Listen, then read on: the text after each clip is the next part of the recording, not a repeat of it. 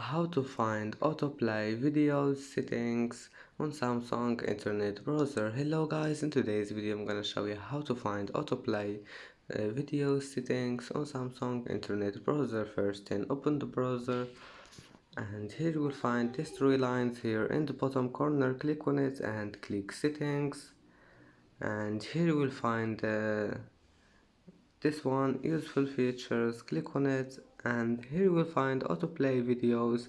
All you need to do, if you want to turn it off, just click on it and you can turn it on again just by one click, and then just go back, it will be saved. And as you see, that's how to find autoplay videos. And that's it for today's video.